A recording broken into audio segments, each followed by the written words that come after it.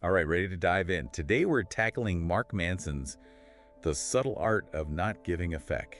Got some excerpts ready to go. Ooh, good Yeah, I choice. figured we could really dissect his philosophy.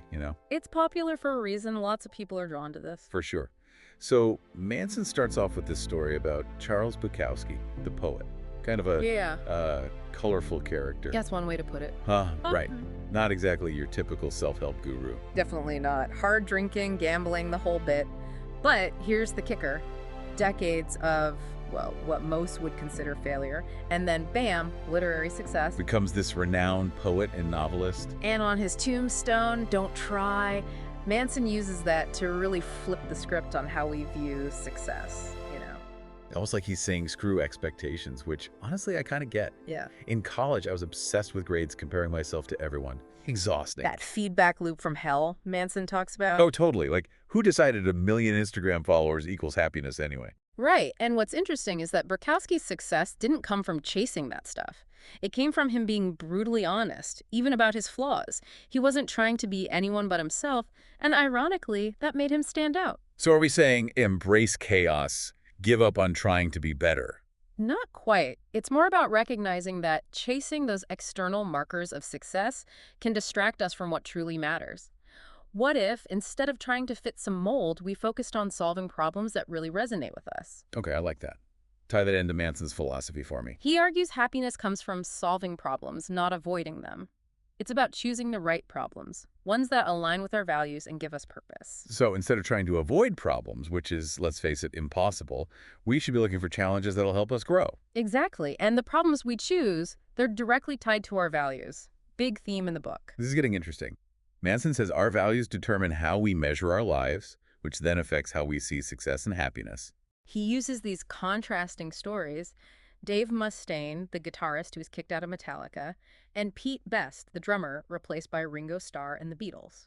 Both kind of rejected by hugely successful bands. But Mustaine, even with his own successful band, Megadeth, he was fixated on Metallica's fame. Used it as his measuring stick, so he felt like a failure because he wasn't them. While Best, though not as globally famous, found fulfillment through family and music. Almost like they were playing different games with different scoreboards.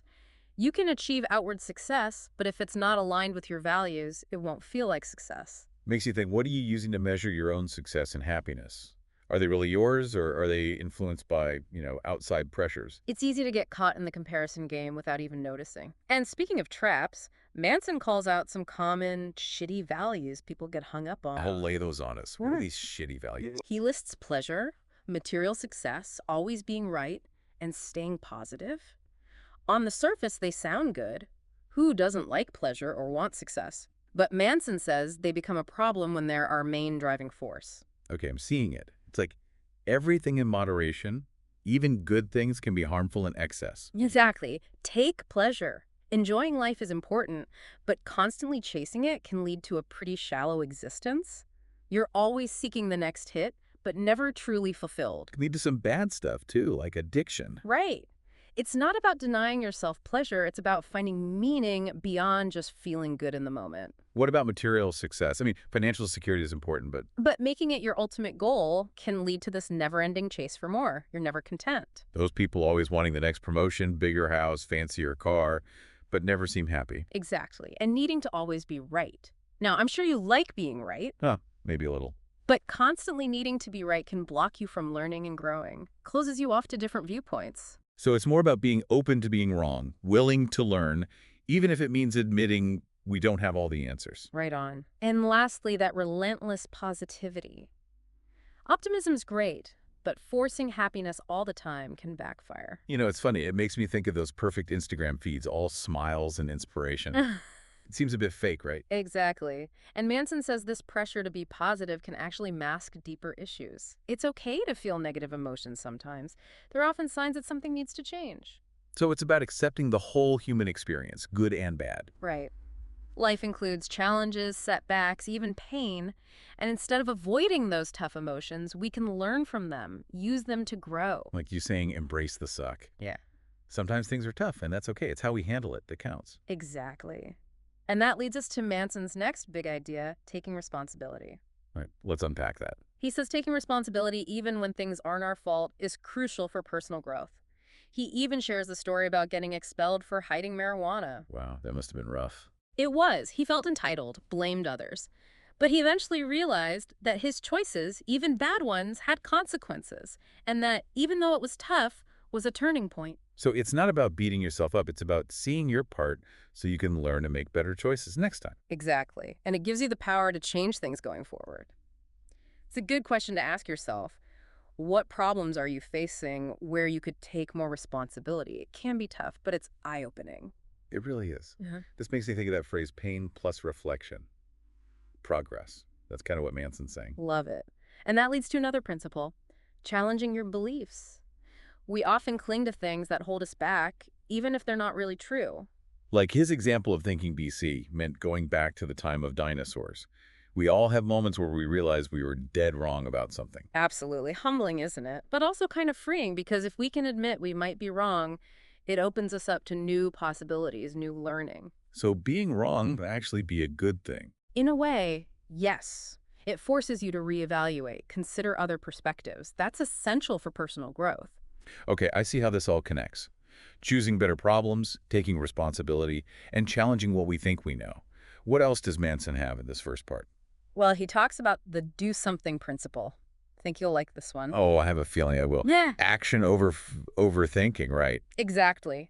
Taking action, even small actions, can lead to bigger changes. He uses starting his blog as an example. He was overwhelmed, so he started with one tiny task, designing the header of his website. And that led to the blog and then his whole career, right? Exactly. Shows how small steps create momentum. And the great thing is, it works anywhere you're feeling stuck. Whether it's that creative project you've been putting off, a new workout routine, even cleaning out your closet. Right. Break down those big goals and just start somewhere. Any action is better than none. You know, this makes me think of that thing about make your bed in the morning, how it can set a positive tone for the whole day. Perfect example. Small actions can have a ripple effect. So, shitty values, taking responsibility, challenging beliefs, and the power of action. Anything else in this first section? He dives into the importance of saying and no. Ooh, that's a tough one for a lot of us. Why is it so important? It's about setting boundaries, protecting your time and energy. He talks about his travels, how he realized chasing new experiences left him empty. I get that. It's like you spread yourself too thin, doing everything but committing to nothing. Exactly. And he found that saying no, even to good opportunities, let him focus on what truly mattered. So quality over quantity, choosing where to invest your time and energy. Precisely. Our time and energy are limited. Huh. And it can be tough, especially if you're a people pleaser. For sure. But it's key for well-being and creating a life that matches your values. It is. Got to work on that no muscle. Definitely. All right, so values, responsibility, challenging beliefs, taking action, and saying no. What else? Building trust through honesty, even when it's hard. Okay, tell me more. He gives this example of his wife asking how she looks, even when she's not feeling it. Brave of her. Not many want to hear they don't look good. But he's honest, even if it's awkward. He says that honesty, though tough sometimes, actually makes them closer. So valuing genuine connection over protecting egos. Exactly. Real intimacy comes from being yourself, flaws and all, and trusting your loved ones will still accept you. It's a risk, but it can really deepen a relationship. Absolutely. And Manson also points out how boundaries are about taking responsibility for your own stuff. He says people who feel entitled often do one of two things in relationships. I'm curious. What are they? They either expect others to fix their problems or they take on too much responsibility for other people's problems. Neither is good. Yeah, that create all kinds of resentment. Exactly. Healthy relationships are about mutual respect, where everyone takes care of themselves and doesn't expect the other person to constantly cater to them. We fall into those codependent patterns so easily. All the time. And it usually comes from a lack of self-awareness and healthy boundaries. You got to find that balance between support and independence. Like, you can't pour from an empty cup. Got to take care of yourself first. Exactly. We're each responsible for our own happiness. You can't expect someone else to complete you. That's such an important thing to remember. It is. And it all ties into another crucial thing Manson talks about, trust. Oh, trust is huge. Without it, the relationship just feels shaky. Definitely. Manson argues it's the most important ingredient in any relationship because without it, the relationship doesn't really mean anything. Someone can tell you they love you, but if you don't trust them, it's meaningless. And he talks about how damaging cheating can be, not just physically, but because it breaks that trust. Absolutely. And rebuilding it after that is tough. But Manson gives some really good advice on how to do it. I'm all ears. It seems incredibly hard, especially after a big betrayal. It is. But he says it is possible. First, the person who messed up has to understand what they did wrong and fully own it. More than just saying sorry, it's about really getting why it hurt the other person. Exactly. And then they have to actually rebuild that trust by consistently doing the right things. It takes time. Actions speak louder, right? Right. And Manson gets that, and it's a long process, but it's key for having a good relationship. It's like fixing a broken vase. Mm. Takes time and care to put the pieces back together. Perfect analogy. And this talk about trust and boundaries, it actually connects back to Manson's whole not giving a feck thing. Really? How so? It's about being careful about who you give your fucks to. Manson says we should spend our energy on relationships with people who are trustworthy, respect boundaries, and share our values. And let go of the relationships that are bad for us. Exactly. Surround yourself with people who lift you up and help you grow. Not everyone deserves to be close to you. That's a big realization. Yeah, It's about being picky. Knowing a relationship should add to your life, not take away from it. absolutely. And being brave enough to walk away when it's not working, even if it's hard. It's tough, but so important. It is. And you know what? Manson also talks about this really heavy topic, death. Oh, wow. Getting deep now. He shares a story about his friend dying after jumping off a cliff and how deeply it affected him. I can't imagine losing a friend like that. It was devastating, and it made Manson really confront his own mortality and what was truly important in life. He realized that death, though scary, gives life meaning. It's about living with intention, knowing our time is limited. Exactly. And he brings up this idea of immortality projects, how we try to create things that will outlast us because of our fear of death. Like writing a book, having kids, building a company, things that leave a mark. Right. It's a fascinating way to think about what motivates us. But he also says sometimes those projects can distract us from actually living a good life now. True. It's like we're so busy trying to leave a legacy that we forget to enjoy the journey. I'm going to have to think about that. Am I so focused on the future that I'm missing out on the present? That's a good question for all of us, and I think it's a great place to stop for now. We've covered a lot in this first part of Manson's The Subtle Art of Not Giving a Feck. A lot to think about. Already feeling challenged, but in a good way. Same here. His ideas are really making me look at things differently. Me too. It's all about figuring out what really matters and focusing our energy there. Exactly. And in the next part, we'll explore those immortality projects more, how they connect to values, and Manson's advice on choosing the right problems. Looking forward to it. Lots more to unpack. Back for more. Let's pick up where we left off with those immortality projects. Remember, it's Manson's idea that we try to create things that outlive us, grappling with our own mortality. Yeah, it really stuck with me. Is it about leaving a mark?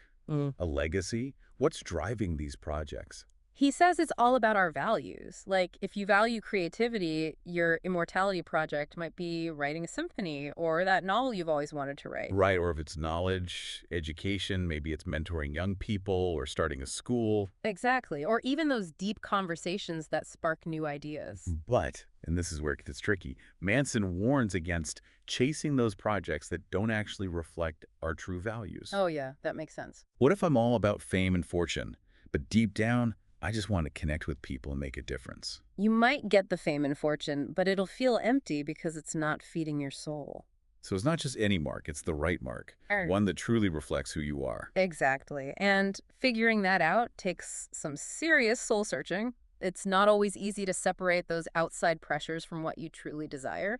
This is making sense, but how do we know if we're on the right path? Like, are there any questions we can ask to figure this out?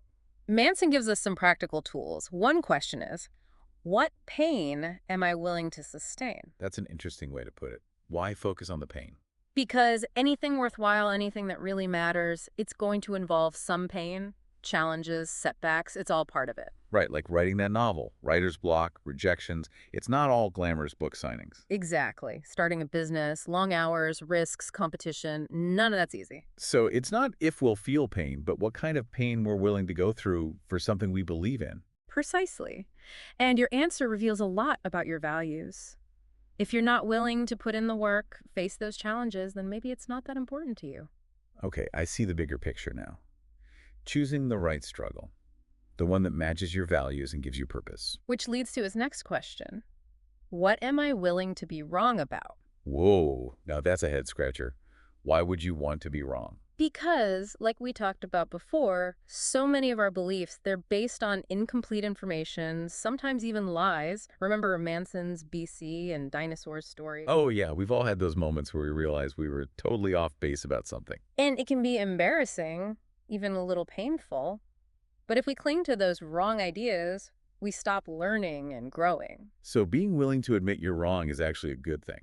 It is. It takes courage, especially when everyone's trying to look perfect. But being wrong isn't failing, it's an opportunity. All right, I'm with you on that. So we've got what pain and what am I willing to be wrong about? What's the last question? Maybe the toughest one. What is my metric for success? Ties back to those values we talked about. Right, because how we define success, whether we realize it or not, comes from what we value. If it's all about money, then your metric might be how much you're worth or how big your house is. Exactly. Or if you're all about social status, it's the number of followers, the invites to those fancy events. But if it's about making a difference, maybe it's how many lives you touch, how much good you do in the world. Right. And the key is to choose a metric that truly reflects what you value, not just what society tells you to value. Because if we're chasing the wrong thing, we'll always feel like we're not enough, even if we're outwardly successful. Exactly. So those three questions. What pain? Wrong about? Metric for success. They're really powerful. If you really sit with them and answer honestly, it can show you if you're on the right track with your immortality projects and with life in general. It can.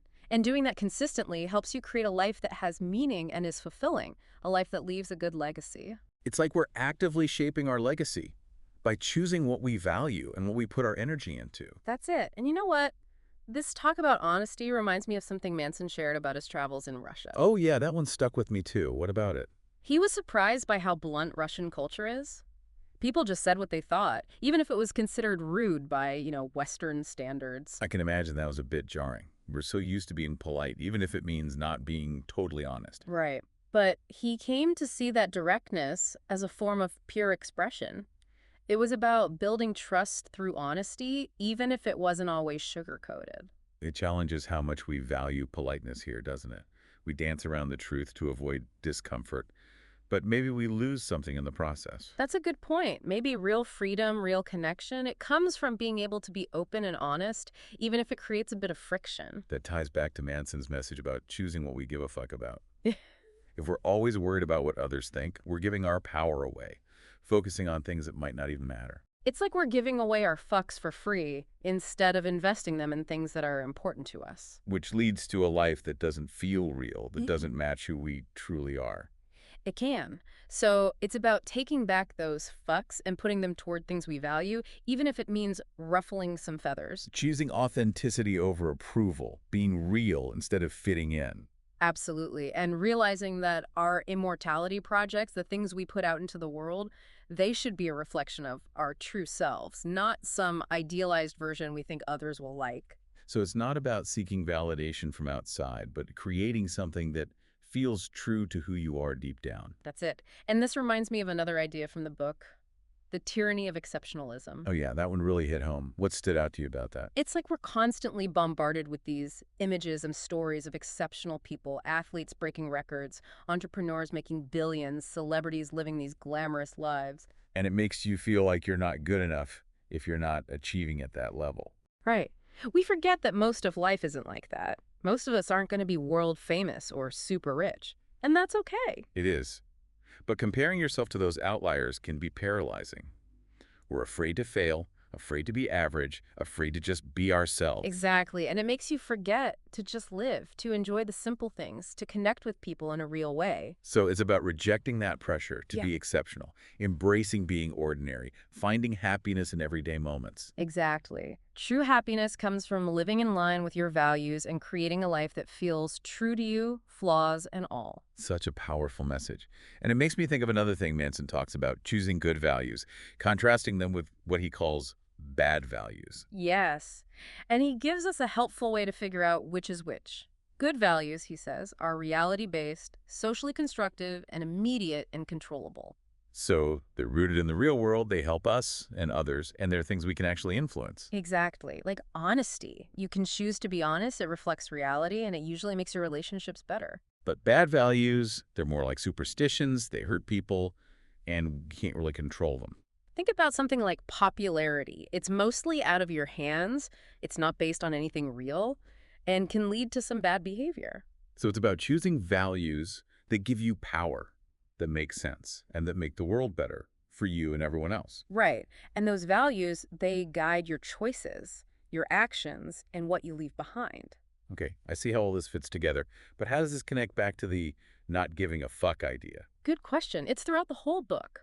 Basically, when you're clear about your values, when you've chosen good ones, you can decide what's worth giving a fuck about and what's not. So it's not being apathetic, it's about choosing where you focus your energy. Exactly. Save your fucks for the things that matter, the things that match your values and make you feel good.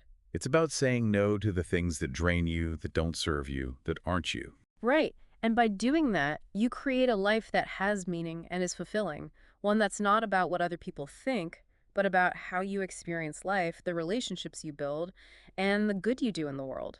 I'm really starting to get what Manson is saying. It's not just about self-improvement, it's a whole new way of looking at life. It is shifting from wanting validation from others to being true to yourself. You know, this reminds me of another thing he talks about taking action, even when you're stuck or unsure. Oh, yeah, his do something principle. That's a big one. He says we get stuck overthinking these big life questions that seem so complex, but actually have simple answers. And his solution is so simple. Just do something, anything, get moving. He talks about starting his blog, how he felt overwhelmed, so he just started with a tiny task of designing the website header. And that turned into his whole career. Mhm. Small actions building momentum. Exactly. Motion creates emotion. Works for anything you're struggling with. Big project, start small, want to ask someone out, just start a conversation. Break down those big, scary goals and just trust that the answers will come. That's it. Take that first step, break the inertia, and trust that things will work out. It's like making your bed in the morning. It's a small thing, but it sets a positive tone. Love it. Small actions can have big results. So when you're feeling lost, just do something, even if it's small. Take action, get things moving, and trust the process. Absolutely. And you know what? That connects back to another one of Manson's ideas. Certainty is the enemy of growth. Oh yeah, that one resonated with me too. What was it about that one? He talks about how we hold on to our certainties, the things we're so sure about, even if they're based on, not much or even lies. And he says those certainties can actually stop us from learning and growing. Like those scientific discoveries throughout history. People were positive the Earth was flat. And that the sun went around the earth, right? Yeah, Amazing how wrong they were. it is. And it wasn't until people started questioning those ideas that science could move forward. There's like those limiting beliefs we have about ourselves. I'm not creative. I'm not good at math. Those can hold us back. Exactly. And Manson says to question your assumptions, be open to new information, and accept that you might be wrong. Because being wrong, even though it's uncomfortable, can be what helps you grow and change. It is. It makes you reevaluate, see new perspectives, and understand yourself and the world better. It's like our culture really values being right, especially in school and work. Being wrong is seen as bad, but maybe it's actually the key to reaching your potential. It's about changing your mindset from being right to being open, from wanting certainty to embracing the unknown. And this leads us to another idea from Manson's book, choosing your struggles wisely. Oh, yes, I remember that. He says life is full of challenges. You can't avoid them, but you can choose which ones you take on. Exactly. He tells a story about a friend's brother who was always criticizing his sister's fiance, creating a lot of drama. And Manson says the brother was choosing to struggle with the idea that his sister was making a bad decision, which was just making everyone unhappy. Right. He suggests a better struggle would be to accept his sister's choice and support her happiness, even if he didn't agree. So it's about realizing that we have a choice in how we react to challenges. We can fight things we can't control, which just drains us, or we can fight things we can control, things that help us feel better. Exactly. It's like choosing battles that are worth fighting, battles that match your values and help you create the life you want. You know, this reminds me of something I heard a therapist say. Pain is inevitable, but suffering is optional. Love that. So true. You can't avoid pain, but you can choose how you react to it. You can wallow in suffering, or you can learn and grow. And that choice, to see struggles as a chance to grow, can change everything. It can. So to sum up, Manson says choose your struggles wisely, focus on what you can control, and let go of what you can't. By doing that, you can create a life that's more peaceful, more fulfilling, and more meaningful. It's about accepting that life is messy, and that's okay. It's about finding beauty in the imperfection. Exactly. And remembering that you have the power to choose how you react to the challenges that come your way. I'm feeling pretty inspired. Me too. Manson's ideas are making me think differently about my life and what really matters. And before we move on to part 3, here's a question for our listeners. hmm Manson says that as we get older, we tend to simplify our lives, focus on what truly matters, and let go of what doesn't.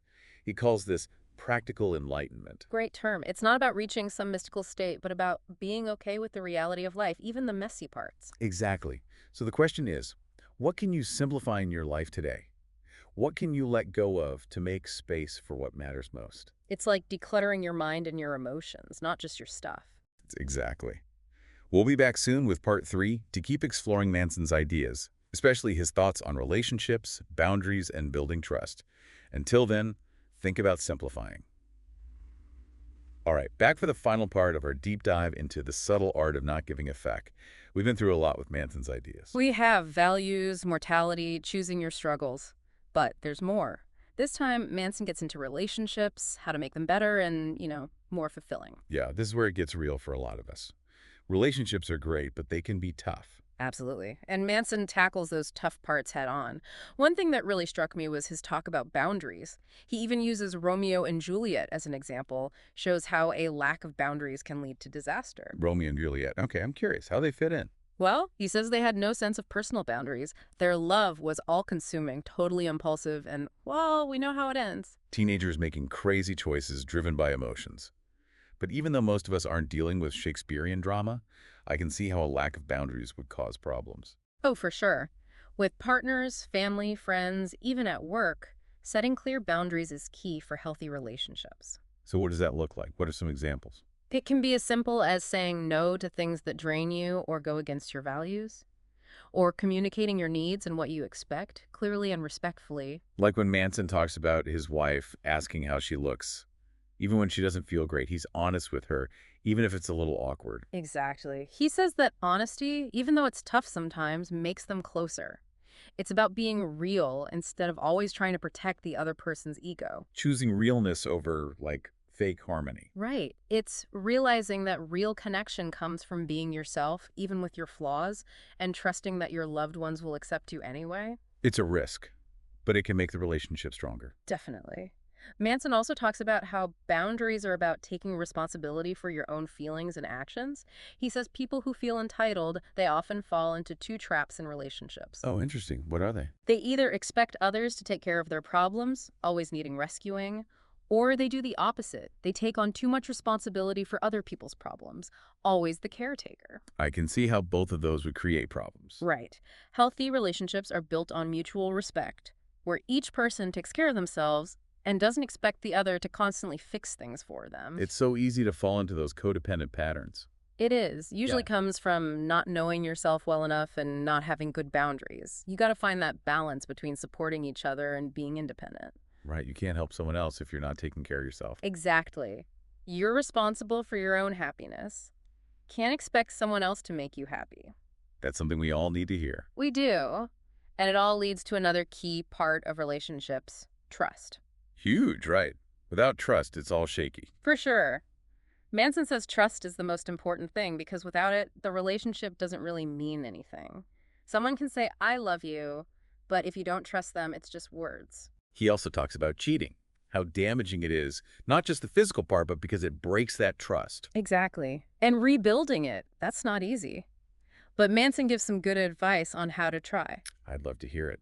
Rebuilding trust after something like that seems so hard. It is, but he says it can be done. The first thing is the person who broke the trust has to really understand why it was wrong and take responsibility. More than just apologizing, they have to show they get why it hurt the other person. Right. And then they have to actually rebuild the trust by doing the right things consistently. It takes time. Like they have to prove they've changed. Exactly. Actions matter more than words. It's a long process, but it's key for a healthy relationship. Like fixing something delicate that's been broken. Takes a lot of care to put it back together. Love that. And all this talk about trust and boundaries, it actually connects back to Manson's not giving a fuck idea. Really? It's about choosing who you give your fucks to. Manson says invest your energy in relationships with people who are trustworthy, who respect your boundaries, and who share your values. And let go of the relationships that are bad for you. Right. Surround yourself with people who support you and help you grow. Not everyone deserves to be close to you. That's a powerful thing to realize. Be picky about your relationships. Make sure they add to your life, not take away from it. Absolutely. And be strong enough to walk away when it's not working, even though it's tough. It's hard, but important. It is. Well, this brings us to the end of our deep dive into the subtle art of not giving a feck. Wow. It's been quite a ride exploring Manson's ideas. It has. Choosing better values, taking responsibility, being okay with uncertainty, building good relationships. So much good stuff about how to focus on what truly matters, set boundaries, and create a life that's true to you. And remembering that we won't live forever, which can help us appreciate life more and live more intentionally. It's been a really thought-provoking conversation. Hope everyone listening got a lot out of it. Me too. Keep thinking about these ideas, what's important to you, and what choices you want to make. Embrace the subtle art of not giving a feck. It's not about not caring. It's about choosing what matters and letting go of the rest. Exactly. It's about creating a life that's real, meaningful, and fulfilling. Thanks for joining us on this deep dive. Until next time.